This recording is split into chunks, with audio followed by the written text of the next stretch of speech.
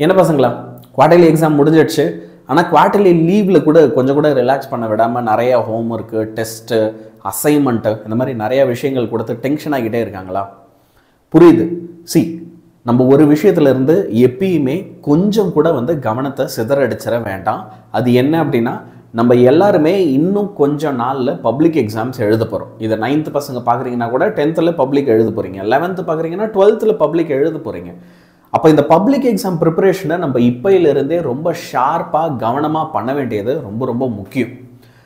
இந்த குவார்டர்லி முடிஞ்சு நம்ம கையில் இருக்க போகிற வெரி ஃபியூ டேஸ், இந்த டேஸை எப்படி ப்ராப்பராக யூட்டிலைஸ் பண்ணி செகண்ட் மிட்டம் எக்ஸாமுக்கு இப்போயிலிருந்தே எப்படி ப்ராப்பராக ரெடி ஆகிறது அப்படின்றத நான் உங்களுக்கு சொல்கிறேன். இப்போ நீங்கள் ஸ்கூல் போன உடனேவே உங்களுக்கு மொதல் நாளே கண்டிப்பாக எல்லாருக்குமே என்ன பண்ண ஆரம்பிப்பாங்க அப்படின்னா, பேப்பர் டிஸ்ட்ரிபியூட் பண்ண ஆரம்பிப்பாங்க. நம்ம பேப்பரில் இந்த குவார்டர்லியில் எப்படி மார்க் எடுத்திருக்கோம் அப்படின்றத பார்த்த உடனேவே உங்களில் நிறைய பேருக்கு கொஞ்சம் சந்தோஷம் இருக்கலாம். உங்களில் நிறைய பேருக்கு பார்த்தீங்கன்னா மேஜராக டிசப்பாயின்மெண்ட் இருக்கலாம். அப்போது கையில் பேப்பர் வந்த உடனே முதல்ல இந்த விஷயத்தை யோசிங்க. என்னோட குவார்டர்லி எக்ஸாமில் என்ன தப்பாக நடந்தது? இம்பார்ட்டன்ட் கொடுக்குறாங்க தான், நானுமே தான் இம்பார்ட்டன்ட் கொடுக்குறேன். ஆனால் அதுக்காக நம்ம இம்பார்ட்டன்ட் மட்டும்தான் படித்தோமா? அதை தாண்டி ஒரு கொஸ்டின் கூட படிக்கலையா? ப்ராப்ளம்ஸ் எல்லாம் பார்த்தோமா பார்க்கலையா? புக் இன்சைடில் இருந்து கொஸ்டின்ஸ்லாம் இருக்குல்ல, அதை படிக்காமல் விட்டதுனால மார்க் போச்சா? இல்லை எல்லாத்தையுமே நான் படித்தும் எனக்கு எல்லாமே மறந்து போச்சு, மறந்து போனதுனால மார்க் போச்சா? எதனால் மார்க் போச்சு அப்படின்றத ஃபஸ்ட்டு நீங்கள் கண்டுபிடிங்க. உங்களுக்கு எதனால் மார்க் போயிருக்கும் அப்படின்றதையும் எனக்கு கமெண்ட் பண்ணுங்க. ஓகே, சரி. இப்போ எடுத்த மார்க் எனக்கு போதுமா? போதாது. அப்போ இதை விட பெட்டராக நான் பப்ளிக் எக்ஸாமில் ஸ்கோர் பண்ணணும். அப்போ அந்த பெட்டர் மார்க்கை பப்ளிக் எக்ஸாமில் ஸ்கோர் பண்ணுறது எப்படி அப்படின்றத நம்ம யோசிப்போம்.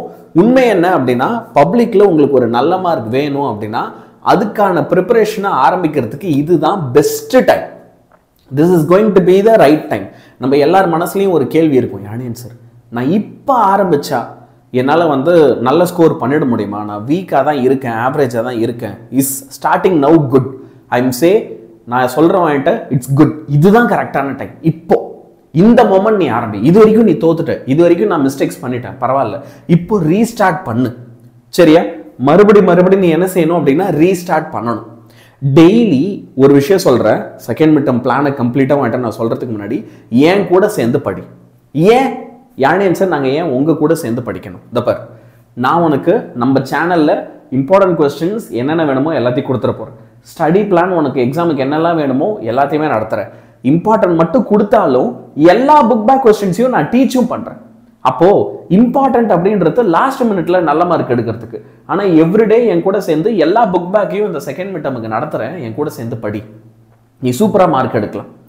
Creative questions, problem paste questions நான் நடத்துகிறேன். உங்கள் எல்லாத்துக்கும் ஃபார்முலா ரிவிஷன் மட்டும், நம்ம செகண்ட் மிட்டமுக்கு தேவையான எல்லா ஃபார்முலா ரிவிஷனும் நான் பண்ணித்தரேன். ப்ரீவியஸ் இயர் கொஸ்டின்ஸ் எல்லாத்தையும் எடுத்து அதை ப்ராப்பராக அனலைஸ் பண்ணி அதுலேருந்து என்ன கொஸ்டின்ஸ் வரும்னு நான் ப்ரெடிக்ட் பண்ணித்தரேன். அண்ட் எல்லாத்த விட நீங்கள் கன்சிஸ்டண்ட்டாக இருக்கிறதுக்கு நாங்கள் ஹெல்ப் பண்ணுறோம். நம்ம சேனலில் இருக்கிற எல்லா டீச்சர்ஸும் நீ கன்சிஸ்டண்ட்டாக படிக்கிறதுக்கு தே வில் ஹெல்ப் யூ. சரியா? ஸோ இப்போ எனக்கு நீங்கள் எல்லாருமே என்ன செய்யணும் அப்படின்னா, உங்களுடைய குவார்டர்லி மார்க், ஓகே, இல்லை உங்களுடைய செகண்ட் மிட்டம் மார்க், குவார்டர்லி கூட வேண்டாம். சரியா? செகண்ட் மிட்டமில் நீங்கள் என்ன மார்க் எடுக்கணும்னு நினைக்கிறீங்க அந்த மார்க்கை கமெண்ட் பண்ணுங்க. செகண்ட் மிட்டமில் நீங்கள் எடுக்க நினைக்கிற மார்க் என்ன, அதை அத்தனை பேருமே எனக்கு கமெண்ட் பண்ணுங்க. இன்னொரு விஷயம், MVSAT எக்ஸாம், நம்ம வேதாந்து கண்டக்ட் பண்ணுற MVSAT எக்ஸாம் இன்னும் நீங்கள் ரெஜிஸ்டர் பண்ணல அப்படின்னா ரெஜிஸ்டர் பண்ணிக்கோங்க.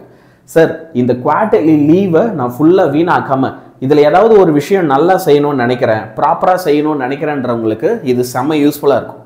சரியா? MVSAT எக்ஸாமை 4ஆம் தேதி 5ஆம் தேதி ஸ்கூல் ஆரம்பிக்கிறதுக்கு முன்னாடியே ரெஜிஸ்டர் பண்ணி எழுதிட்டீங்க அப்படின்னா உங்களுக்கு செம்ம யூஸ்ஃபுல்லாக இருக்கும். நிறைய ப்ரைஸு கிஃப்ட் எல்லாம் இருக்குது இந்த எக்ஸாம் எழுதுறவங்களுக்கு. சரியா? எப்போ நமக்கு செகண்ட் மிட்டம் எக்ஸாம் வரப்போகுது? November 2nd week. போன வருஷம் 17th அன்னைக்கு கண்டக்ட் பண்ணாங்க. ஆனால் நான் என்ன ப்ரெடிக்ட் பண்ணுறேன்னா இதை விட இன்னும் 2-3 நாள் முன்னாடியே ஆரம்பிச்சிடும். சரியா? ஸோ நவம்பரோட 2nd வீக்கே நம்ம என்ன பண்ணலாம் அப்படின்னா செகண்ட் மிட்டம் எக்ஸாம் எதிர்பார்க்கலாம். அப்போ ரஃபாக நம்ம கிட்ட 40 டேஸ் இருக்குது. அப்போ இந்த 40 டேஸ் ப்ராப்பராக நம்ம யூட்டிலைஸ் பண்ணணும். எனக்கு இதோட சிலபஸ் என்னன்னு தெரியாதுன்றவங்களுக்கு நான் சிலபஸஸ் காமிக்கிறேன். 9th ஸ்டாண்டர்ட் ஸ்டூடெண்ட்ஸ் தமிழில் உங்களுக்கு இயல் 5, 6, 7, இங்கிலீஷில் 4 and 5, மேக்ஸில் சாப்டர் 3ல 3.8 மட்டும், சாப்டர் 4ல 4.3ல இருந்து 4.7 வரைக்கும், சாப்டர் 5ல 5.1ல இருந்து 5.7 வரைக்கும். சயின்ஸ்ல பிசிக்ஸ்ல வந்து 4 and 5, கெமிஸ்ட்ரியில 13 and 14, பயாலஜில 20, 21, 22.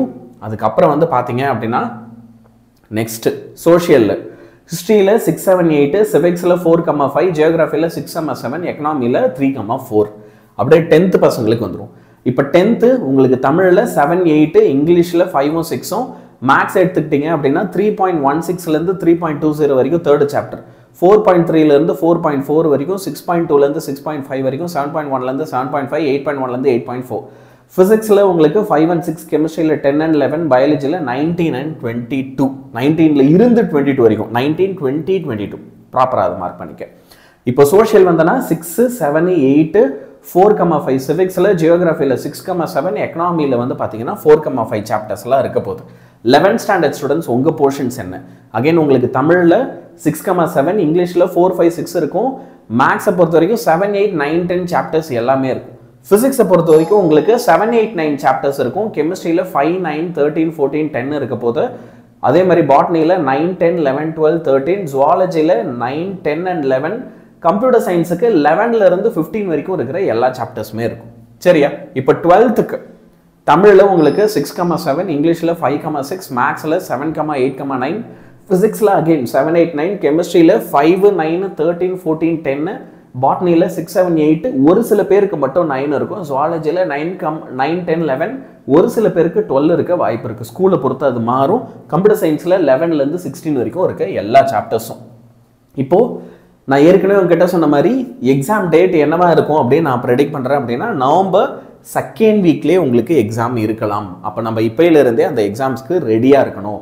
ஆனால் யானியன் சார் இதுக்கு நான் எப்படி ரெடியாக வருது? எனக்கு செகண்ட் மிட்டமுக்கு நல்லா படிக்கணும், அதுவும் என்னோட குவார்டர்லி மார்க்கு இல்லை என்னோட குவார்டர்லி பர்ஃபார்மன்ஸில் நானே டிசப்பாயிண்ட் ஆகியிருக்கேன், அதனால் நான் இது வந்து இன்னும் நல்லா பண்ணணும்னு நினைக்கிறேன் யானியன் சார் அப்படின்னு நீங்கள் நினைக்கலாம். அப்படி நீ நினைக்கிற அப்படின்னா எவ்ரி சிங்கிள் டே நாங்கள் 7:30க்கு செகண்ட் மிட்டம் ரிவிஷனை ஆரம்பிக்க போகிறோம். 9th, 10th, 11th, 12th எல்லாருக்குமே we are going to start second midterm revision from every டே.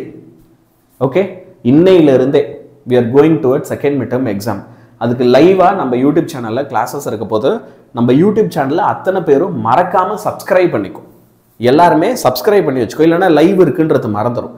நீ சப்ஸ்கிரைப் பண்ணினா பெல் ஐக்கான் ப்ரெஸ் பண்ணிட்டீங்கன்னா உனக்கு நீ வேற ஏதோ ஒரு வீடியோ பார்த்துட்டு இருக்குன்னா கூட நோட்டிஃபிகேஷன் வரும். நோட்டிஃபிகேஷனில் இந்த கிளாஸ் இப்போ ஆரம்பிச்சிருக்கு. ஸோ தட் நீ டிஸ்ட்ராக்ட் ஆகி இருந்தால் கூட உனக்கு அதை ஞாபகப்படுத்தும். அது மூலயமா நீ கிளாஸை கவனிப்ப, உனக்கு அது செம்ம யூஸ்ஃபுல்லாக இருக்கும். So every one of you please subscribe to our channel. எங்கள் கூட சேர்ந்து படிக்க ஆரம்பிங்க. செகண்ட் மிட்டமில் நீங்கள் என்ன டோட்டல் எடுக்கணும் அப்படின்னு நினைக்கிறீங்களோ அதை கமெண்ட் பண்ணுங்கள். சரியா? லைவ் கிளாஸஸில் நான் உங்களை மீட் பண்ணுறேன். until then, goodbye from Yaniyan sir.